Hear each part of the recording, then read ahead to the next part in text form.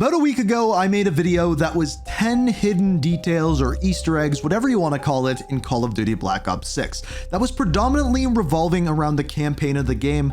This video is going to include everything. There's various different Easter eggs from some different pop culture references, as well as the introduction, or I guess references to, some huge characters within the Call of Duty universe. Yes, if you saw the thumbnail, you know who I'm talking about. We've got Alex Mason, we've got Bell, and we've also got a lot more. So without further ado, let's dive into 10 more hidden details you probably missed within Black Ops 6. First off, let's start off with some Easter eggs, specifically some references to pop culture or even some older Call of Duty games. The first one comes from the mission Most Wanted. This is, I have to say, one of the creme de la creme of the missions within Call of Duty Black Ops 6. As far as this one goes, you break into a political gala, and when you do, they have some music playing on the dance floor. There is definitely a lack of people on that dance floor, but what isn't lacking is the music.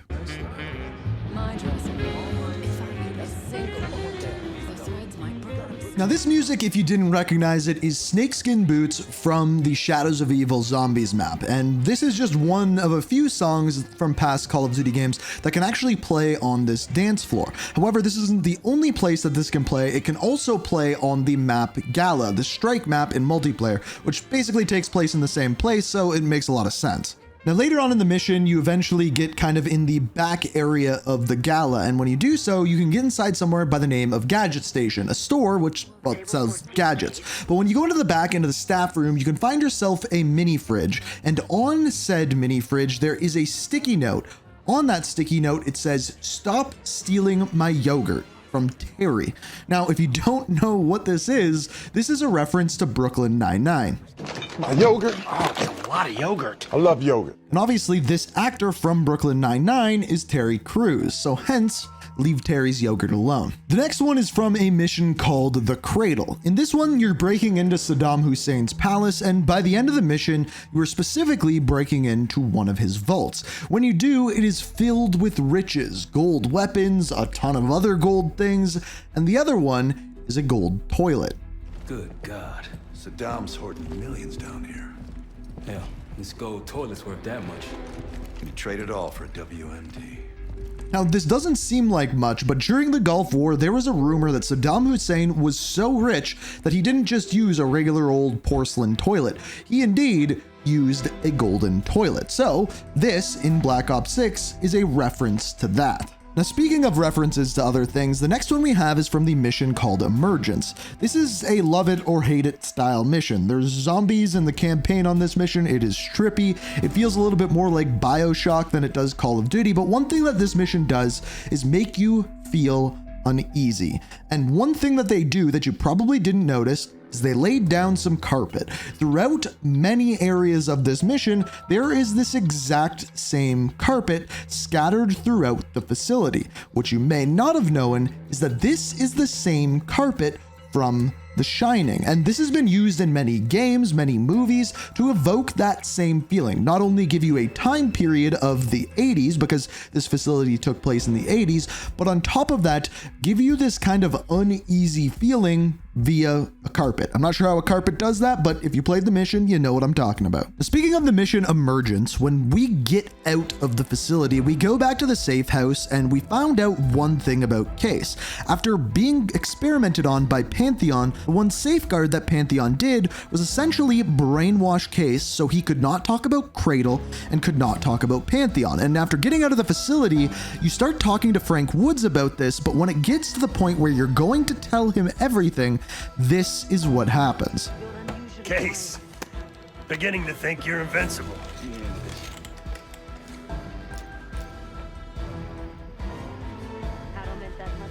We can't talk about it. You still with me? And that is the biggest example of Case being silenced, if you will, by Pantheon. For the next couple, we're going to have to go in a little bit more depth, a little bit more detail. You'll see what I mean in a second, but especially if you only played Black Ops 6. So what I mean by this is if we go back to the previous Black Ops game, Black Ops Cold War, it tells a story of a character by the name of Bell. Now, as far as Bell goes, he is a Russian agent within Perseus, this kind of secret agency within Russia that has infiltrated the CIA. Well, Adler gets his hands on Bell and uses MK Ultra to brainwash him and make him into a CIA agent. So, in other words, kind of messing with his brain to transition him to the good guys, to the CIA. And on top of that, at the very end of the campaign, Adler, well, takes care of loose ends. It was never personal.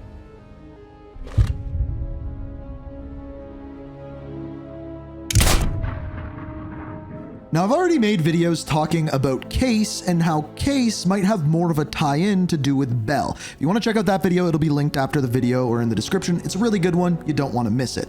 However, aside from the things we talk about in that video, Bell is never really brought up whatsoever in the campaign, in the story, but I have found references to him. If you go into Zombies, yes, Zombies, and play as Adler and equip Brain Rot on your weapon, there's a couple of things that he says. First of all, this. Mind if I call you Bell? Mind if I call you Bell? Obviously a reference to Black Ops Cold War when he turns Bell from a Russian agent to a CIA agent, just like he transitioned to Zombies using Brain Rot. But that is not the only line he says using Brain Rot. Here is one more. You and me, we got a job to do. You and me, we got a job to do. Obviously, what this is the reference to how Russell Adler brainwashed Bell. He used a catchphrase, if you will, and that phrase just so happened to be, "We've got a job to do." We've got a job to do. Remember, we had a job to do. Told you we had a job to do. It ain't done yet, not by a long way. Now, speaking of characters from previous Call of Duty games, another thing that you can actually see within Black Ops 6, if you go to progression and then go to your prestiges, each of your prestiges is based off of a previous Call of Duty game. So for example, Prestige 1 is based off of World at War. We have Weaver, we have Zombies. If you go to Prestige 7, for example, this one is Black Ops 3. This is a reference to Battery. The next one that we have is a reference to Raul Menendez, and we can see here, this one is called Absolute Loss. It says, a jacket infused with symbols of rage. Toro's Absolute Loss operator skin embodies the fury and vengeance of Raul Menendez against the Black Ops team from Call of Duty Black Ops 2. But that's not the most interesting one. The most interesting one is from Prestige 3. This one, the skin is called My Name Is. This one says, a mysterious figure cloaked in a hood, Payne's My Name Is operator skin evokes intense legacy of Alex Mason and Victor Reznov from Call of Duty Black Ops. There are so many little Easter eggs in this skin, it is insane. First of all, the jacket that is being worn here is from Victor Reznov. The hood, the thing written on it is My Name Is. If you didn't play Call of Duty Black Ops 1, it is from this scene. My name is Victor Reznov, and I will have my revenge! And then the character wearing the hood is a reference to the Panama invasion from Call of Duty Black Ops 2, where Alex Mason is brought out wearing a hood and Frank Woods shoots him. This is a skin of both Victor Reznov and Alex Mason, and I have to say, it might be the coolest skin out of anything we have in all of Black Ops 6. The final thing that we have here is Warhead. So this one we have talked about on the channel before, but when the new Nuketown Easter egg was implemented, which again, I do talk about on the channel, we already have a video up for that one, but when that was implemented, they also told us that with that update, they were adding in an Easter egg on Warhead as well.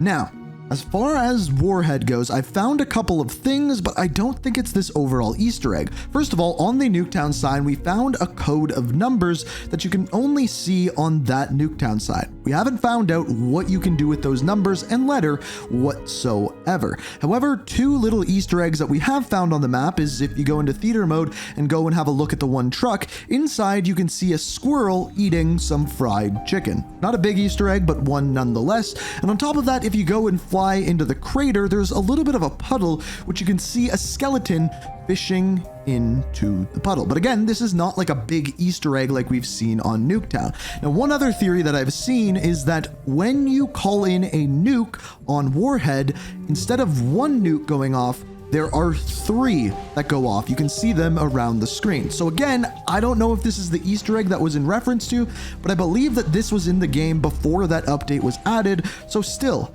it is a big mystery as to what is going on with that Warhead Easter egg. So those have been 10 Easter eggs within Black Ops 6, or hidden details, depending on what you want to call them. And if you enjoy this series, a great way to show me is by hitting that like button. As you can tell by the end there, we were getting more and more into multiplayer. There's a ton hidden in multiplayer. So if you'd like to see that, hit that like button. And also, if I missed anything, feel free to let me know down in the comments. And if you have some good ones, I will feature you on a future video. But as always, I hope you guys enjoyed the video. Thank you so much for watching. And until next time, peace. We are reaching for the stars.